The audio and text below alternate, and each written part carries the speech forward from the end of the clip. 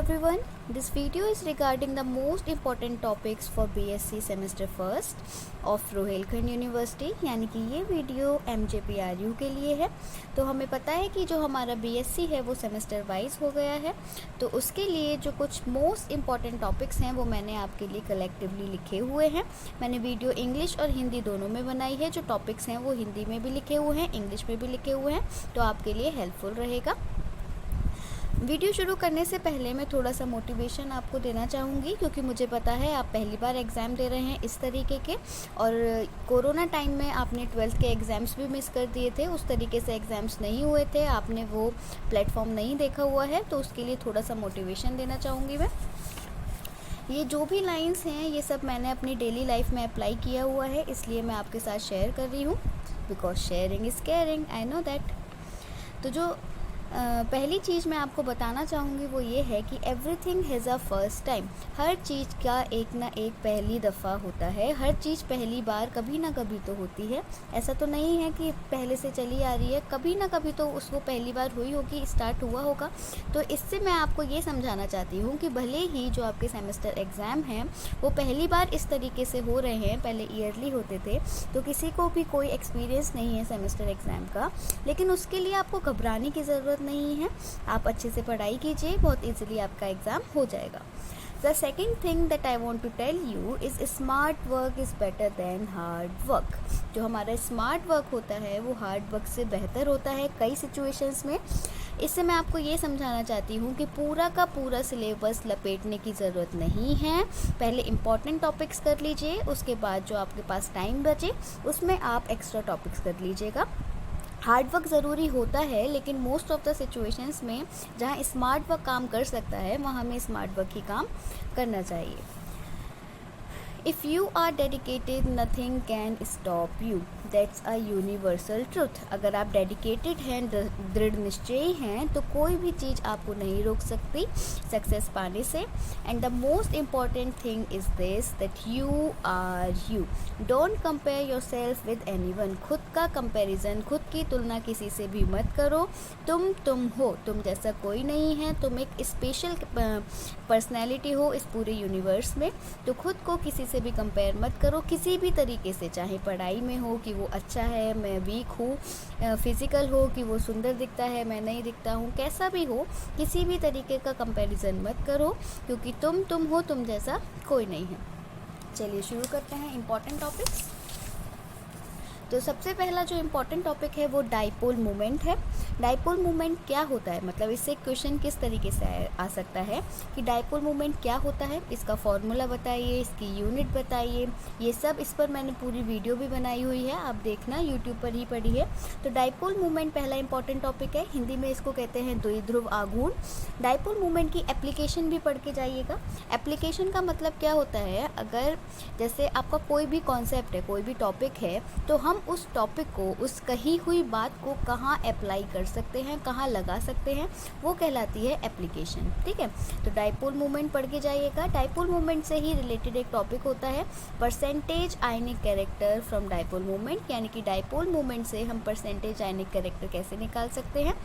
उसके बाद जो नेक्स्ट हमारा इंपॉर्टेंट टॉपिक है वो है फजान्स रूल। फजान का नियम क्या होता है, और इसी से रिलेटेड होता है पोलराइजिंग पावर एंड पोलराइजेबिलिटी, यानी कि ध्रुवण शक्ति तथा ध्रुवणता। इस पर भी पूरी वीडियो बनी हुई है, चैनल पर ही पड़ी हुई है, आप उसको देखिएगा। द नेक्स्ट टॉपिक है हमारा हाइड्रोजन बॉन्डिंग का। हाइड्रोजन बंध क्या होता है, अब इस पे क्वेश्चन किस तरीके से आएगा कि हाइड्रोजन बॉन्डिंग होती क्या है, सबसे पहली बात। दूसरी बात कि इसके टाइप्स क्या होते हैं, जो हमारा हाइड्रोजन बॉन्डिंग है उसके टाइप क्या होते हैं, इंट्रा और इंटर, है ना। और फिर फैक्टर्स अफेक्टिंग हाइड्रोजन बॉन्डिंग, ऐसे कौन कौन से फैक्टर्स हैं जो हाइड्रोजन बॉन्डिंग पर असर डालते हैं, तो वो आपको पढ़ने हैं। The next topic is Born Haber cycle. Born Haber चक्र क्या होता है, और इससे रिलेटेड एक टॉपिक होता है लैटिस एनर्जी, यानी कि जालक ऊर्जा, वो आपको पढ़ के जानी है। बॉर्न हेबर साइकिल पर भी और हाइड्रोजन बॉन्डिंग पर भी मैंने यूट्यूब वीडियो बना रखी है, आप देखिएगा। मैंने सारी वीडियोस कोशिश करी हैं कि इजीली समझ आए, इसी तरीके से बनाने की कोशिश करी है। उसके बाद नेक्स्ट टॉपिक है एटॉमिक ऑर्बिटल्स। परमाणविक ऑर्बिटल्स क्या होती हैं, हमें पता है एटॉमिक ऑर्बिटल्स क्या होती हैं, एस पी डी और एफ। तो इसके बारे में आपको क्या क्या पता होना चाहिए कि S P D F orbitals कौन कौन सी शेल्स में होती हैं, उसके बाद इनकी शेप क्या होती है ये आपको पता होना चाहिए। एटॉमिक ऑर्बिटल्स पर भी मैंने वीडियो बनाई हुई है। Then comes aufbau principle. Aufbau का नियम क्या होता है, आफबाउ सिद्धांत क्या होता है, ये भी एक इम्पॉर्टेंट टॉपिक है। The next topic is types of bonds, sigma and pi. जो हमारे सिग्मा बॉन्ड पाई बॉन्ड होते हैं वो क्या होते हैं, ये आप याद करके जाइएगा, पढ़ कर जाइएगा। और इसके अलावा सिग्मा और पाई में डिफरेंस क्या होता है ये भी आप पढ़ कर जाइएगा, ये शॉर्ट में आ सकता है। Then comes Bent's rule. Bent का नियम क्या होता है, बैंड ने अपने रूल में क्या क्या बताया था शेप्स के बारे में, वो आप पढ़ के जाइएगा। अब देखो इनमें से एक ये जो हाइड्रोजन बॉन्डिंग है ये मेरे हिसाब से लॉन्ग में पूछा जा सकता है कि हाइड्रोजन बॉन्डिंग क्या होती है, टाइप्स क्या होते हैं, फैक्टर्स कौन कौन से होते हैं, तो ये पूरी चीज़ लॉन्ग में पूछी जा सकती है। उसके अलावा एटॉमिक ऑर्बिटल्स के बारे में वो आपसे लॉन्ग में पूछ सकते हैं कि एटॉमिक ऑर्बिटल्स जो होती हैं वो सारी एटॉमिक ऑर्बिटल्स को डिस्क्राइब कीजिए, उनकी शेप बताइए।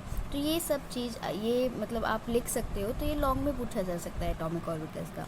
बाकी सारे शॉर्ट और वेरी शॉर्ट में। Topic is VSEPR theory.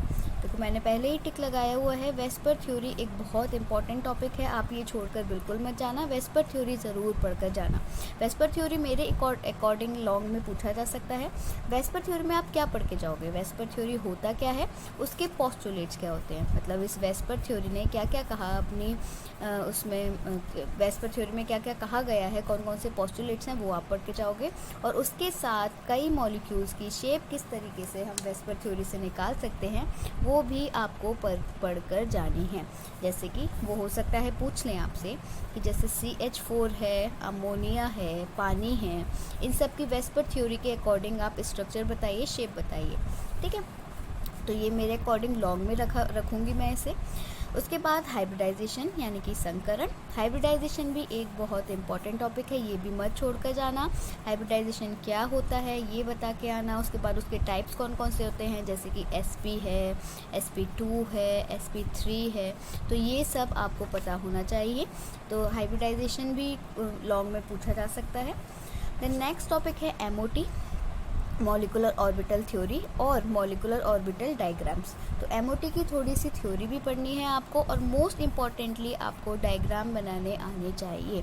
जो MOT के डायग्राम्स हैं वो आप ज़रूर करना। आणविक ऑर्बिटल आरेख जो होते हैं वो आप ज़रूर पढ़कर जाना।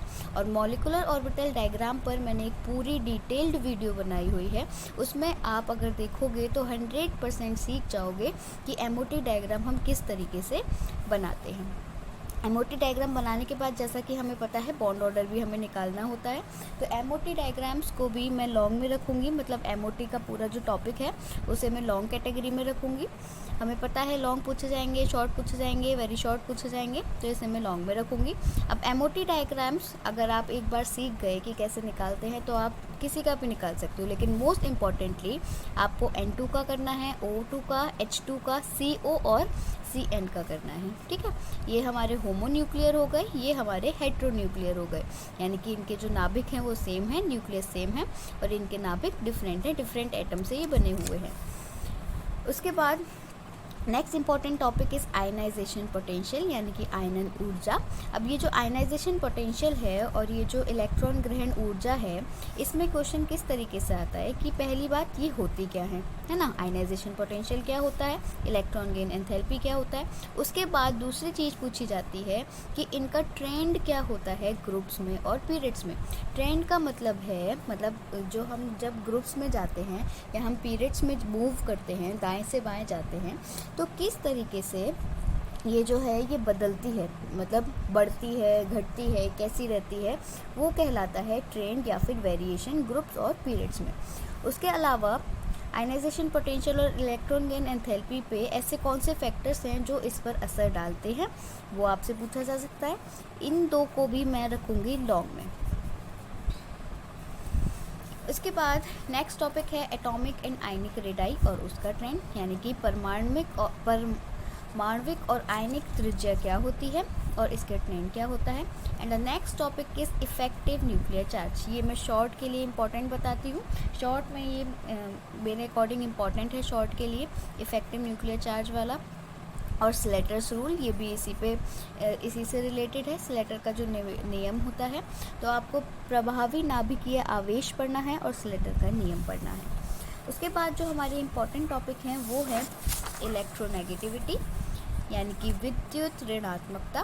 तो इलेक्ट्रोनेगेटिविटी क्या होती है, किसकी सबसे ज़्यादा होती है, मैं बहुत बार बता चुकी हूँ। इसका एक रूल होता है फ़ोन कॉल, FONCL। जो इसकी ट्रिक है वो क्या है, फ़ोन कॉल। फ्लोरीन की पूरी पीरियोडिक टेबल में सबसे ज़्यादा इलेक्ट्रोनेगेटिविटी होती है। तो आपको इलेक्ट्रोनेगेटिविटी के बारे में पता होना चाहिए, और किस तरीके से ये ग्रुप्स में और पीरियड्स में बदलती है वो भी आपको पता होना चाहिए। इसके बाद आता है स्क्रीनिंग इफ़ेक्ट और शील्डिंग इफ़ेक्ट। ये भी मैं आपको शॉर्ट के लिए इम्पोर्टेंट मेरे अकॉर्डिंग है। ये स्क्रीनिंग इफ़ेक्ट और शील्डिंग इफ़ेक्ट क्या होता है, इसको कैसे हम डिफ़ाइन कर सकते हैं, ये आपको पता होना चाहिए। हिंदी में इसको कहते हैं परीक्षण या स्क्रीनिंग प्रभाव। अगला इम्पॉर्टेंट टॉपिक आता है हमारा hyper conjugation, resonance, inductive effect और मेसोमेरिक इफेक्ट। ये क्या क्या होते हैं, ये आपको पूरा थ्योरी बेस पढ़ना है विद एग्जांपल्स कि क्या होते हैं, क्या फैक्टर्स होते हैं, ये किस तरीके से स्ट्रक्चर पे अफेक्ट करते हैं। तो ये सारी चीज़ें आपको पढ़नी है, इम्पॉर्टेंट है ये टॉपिक।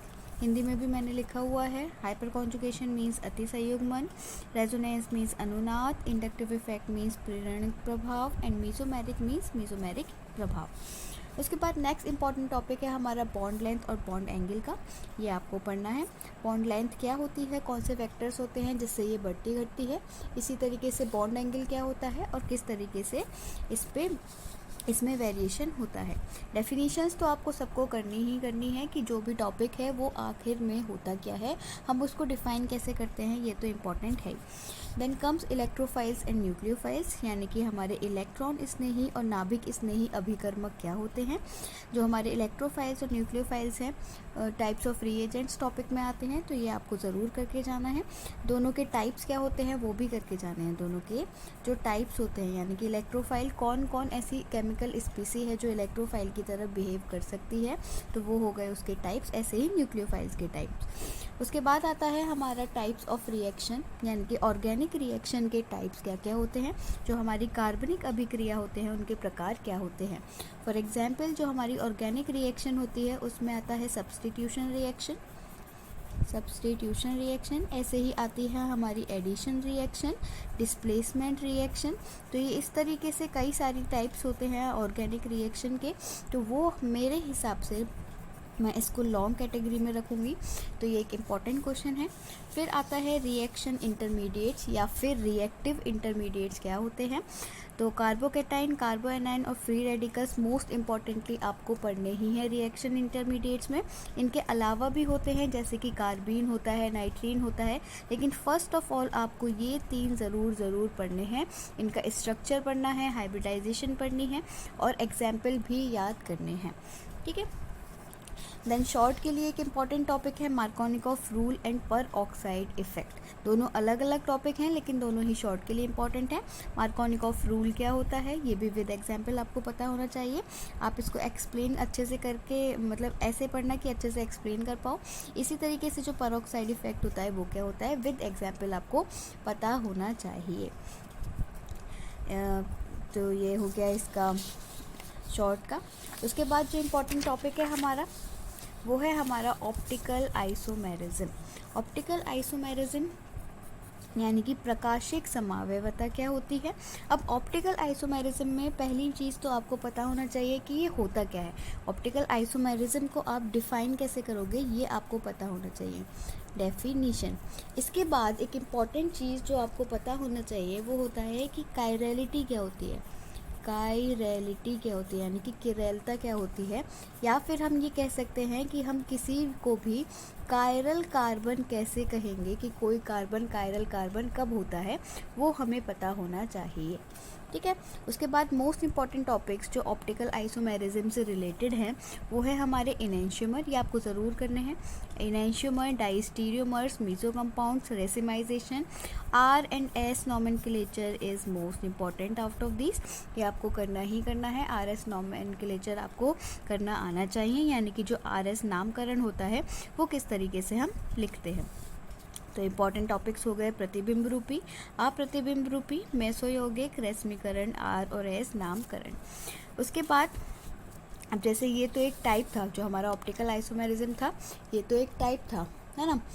जो मेन आइसोमेरिज्म होता है उस पर भी एक लॉन्ग क्वेश्चन बन सकता है बहुत आराम से कि आइसोमेरिज्म होता क्या है, आइसोमेरिज्म के टाइप्स क्या होते हैं।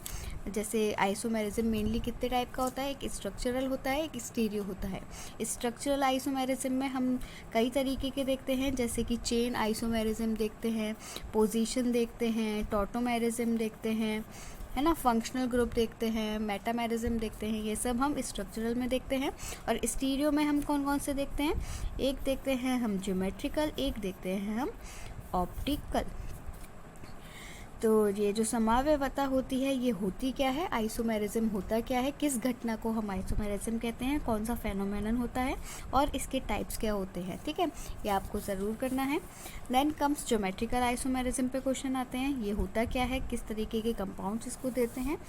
और इसमें जो इससे रिलेटेड टॉपिक्स हैं वो कौन कौन से हैं, ई एंड जेड सिस्टम, जैसे हमारा ऑप्टिकल वाले में आर और एस नामकरण था, ऐसे ही ज्योमेट्रिकल में ई और जेड नामकरण है। उसके बाद कन्फर्मेशंस देखना है आपको साइक्लोहेक्सेन का, ज़रूर पढ़कर जाना, और ईथेन का। ईथेन बेसिक है इसलिए मैंने इंक्लूड किया है, क्योंकि अगर बेसिक आता होगा तभी आप कॉम्प्लेक्स पढ़ पाओगे। तो ईथेन का पढ़ना तो इजीली समझ आएगा, देन साइक्लोहेक्सेन का पढ़ना। तो ज्योमेट्रिकल आइसोमेरिज्म को हिंदी में हम ज्यामितीय समावयवता कहते हैं। तो ये सब मैंने पूरा हिंदी में लिखा हुआ है। टॉपिक्स जिसको हिंदी में समझ आए वो हिंदी में टॉपिक्स टिक कर लेना, जिसको इंग्लिश में समझ आए वो इंग्लिश में कर लेना, दोनों के लिए हेल्पफुल वीडियो है।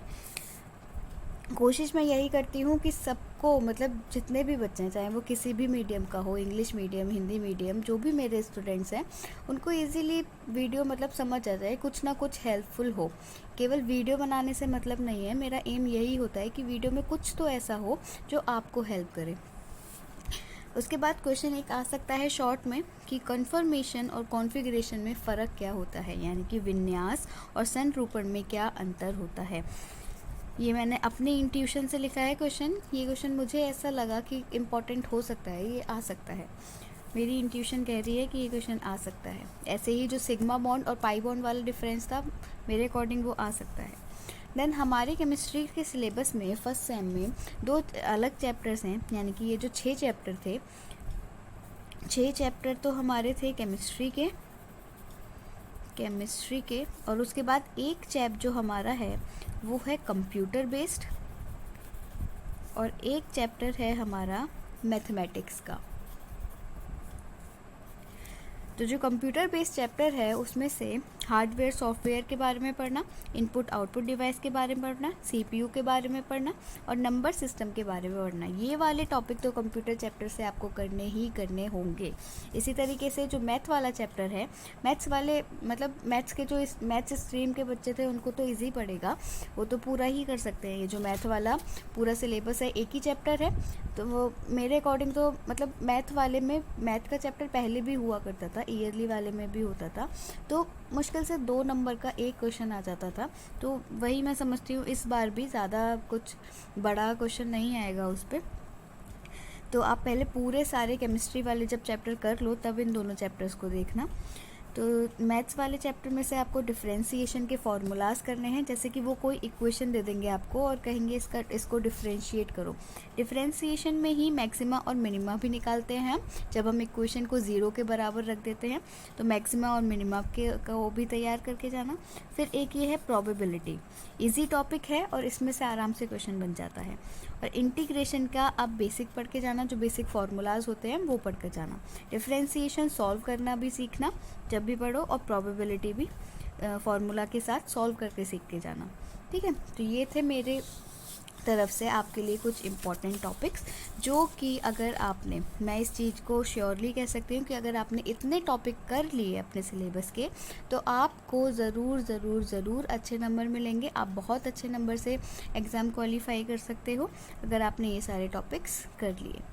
इस वीडियो के लिए इतना ही। अगर आपको इस वीडियो में कोई भी क्वेरी हो, कोई भी टॉपिक समझ नहीं आ रहा हो, या आपको कोई भी टॉपिक पूछना हो, तो मैं उस पर शॉर्ट वीडियो बना दूँगी। आप मुझे कमेंट सेक्शन में बताना कि वीडियो आपको हेल्पफुल लगी या नहीं, या कोई भी टॉपिक आपको समझना हो तो आप मुझे कमेंट सेक्शन में बता सकते हो। That's all for this video. Thank you so much. Keep studying. Have a nice day.